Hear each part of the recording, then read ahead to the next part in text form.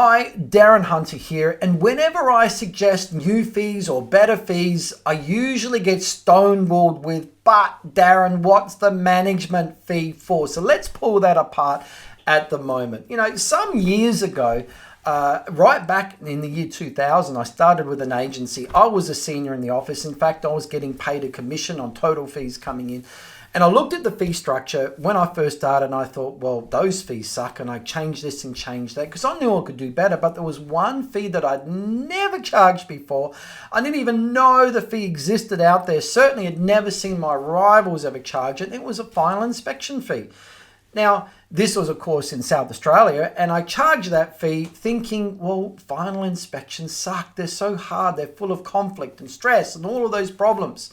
So what I did is I charged a final inspection fee. In the next 3 years, not once did an owner ever question it, and not once did my rivals ever charge it. It made no difference. It wasn't a problem whatsoever. And so many years later now, when I'm working with agencies and I suggest you could be charging a routine inspection fee or repairs and maintenance fee or even a tenant exit fee, which is all the work from where you give notice to a tenant or they give notice right through to that bond or security deposit refund, I always get, but Darren, what's the management fee for? So let's just start right there. Now, I cannot find any rule book anywhere that says what services have to be covered under the management fee. So if there's no legislation or anything, it's your mindset, all right?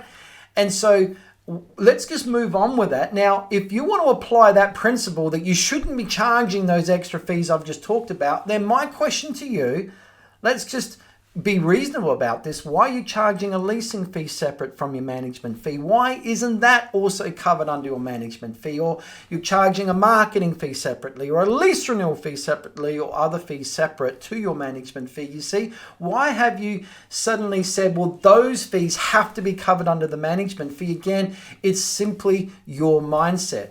Now, if we're going to go out as a commercial enterprise and have to go and chase a debt, did you know debt collection agencies charge 20 to 30% for that service? That's a lot of money. Now, don't you think rent collection is a very soft form of debt collection? You see, the tenant only has to pay their rent voluntarily. You cannot force it out of them. And if they don't pay, then you've got a system of communication with SMS text and phone calls and emailing system. And then if they still don't pay, you've got a legal process to put into place with forms and going to tribunal. And the end result can result in eviction. Don't you think that's worth something? Given a debt collection agency charges 20 to 30%, don't you think that your 5, 6 or 7% management fee you can justify on rent collection alone? And that's why a lot of agencies are now they're not calling it the management fee anymore because it gives this impression of this umbrella of covering a number of services. They've called it the rent collection fee. And guess what? Owners aren't questioning it. Doesn't it? It makes sense too that a rent collection fee is your management fee, leaving you free to charge for other stuff, which our owners are happy to pay for.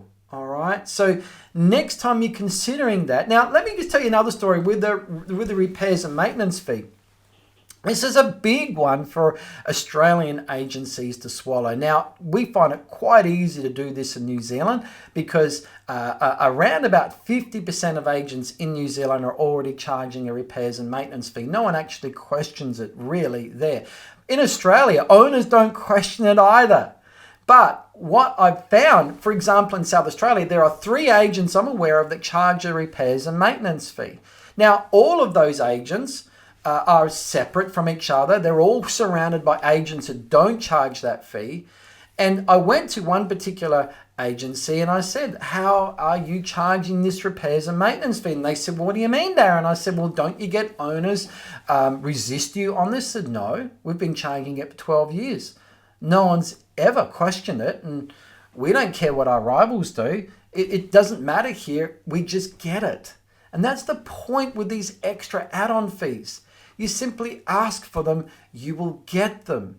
And we talk about this in other videos on the law of the main game. Owners are really focused on the management fee. They don't really care for much else.